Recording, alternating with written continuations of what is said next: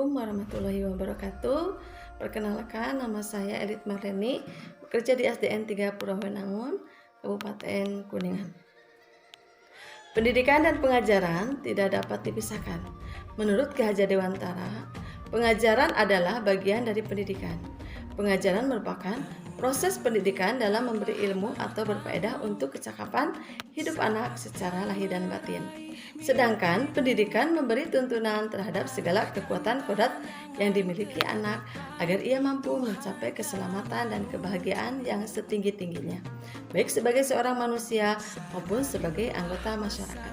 Ki Hajar Dewantara memiliki keyakinan bahwa untuk menciptakan manusia Indonesia yang beradab, maka pendidikan menjadi salah satu kunci utama untuk mencapainya. Ki Hajar Dewantara memberikan pemikirannya tentang dasar-dasar pendidikan.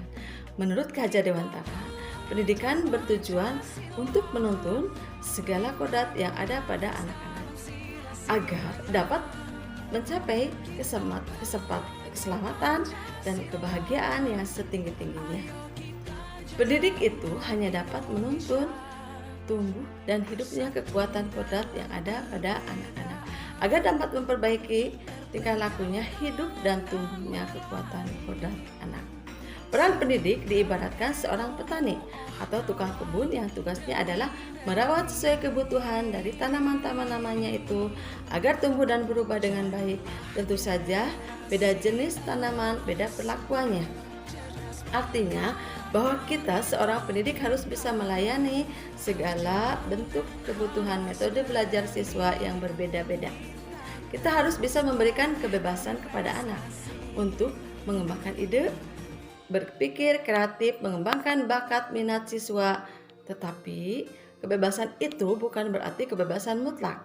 Perlu tuntunan dan arahan dari guru supaya anak tidak kehilangan arah dan membahayakan dirinya.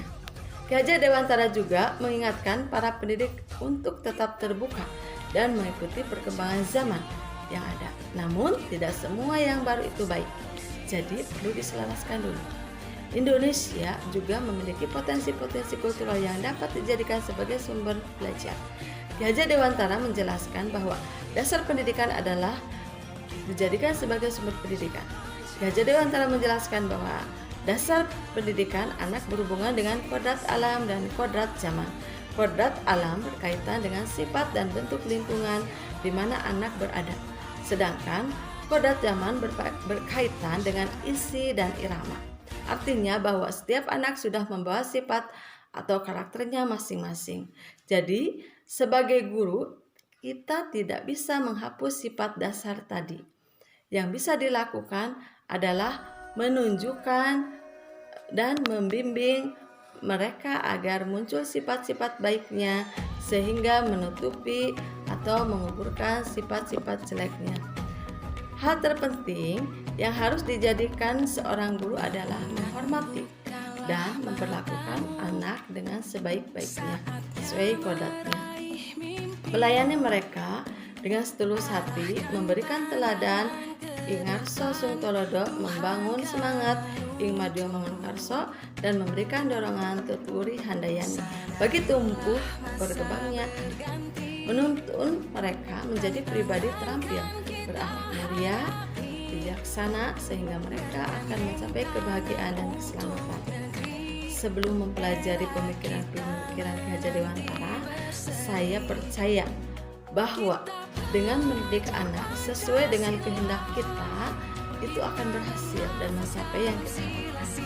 Tapi kenyataannya tidak. Banyak anak yang merasa jenuh, lelah, dan tidak bersemangat.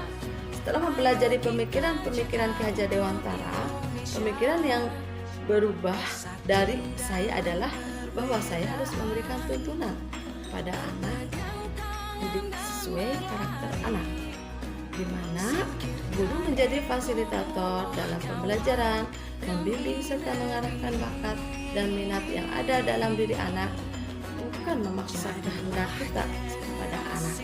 Saya juga harus lebih kreatif dalam menggunakan media pembelajaran. Demikian kesimpulan dan refleksi saya tentang pemikiran Ki Hajar Dewantara. Terima kasih, semoga bermanfaat.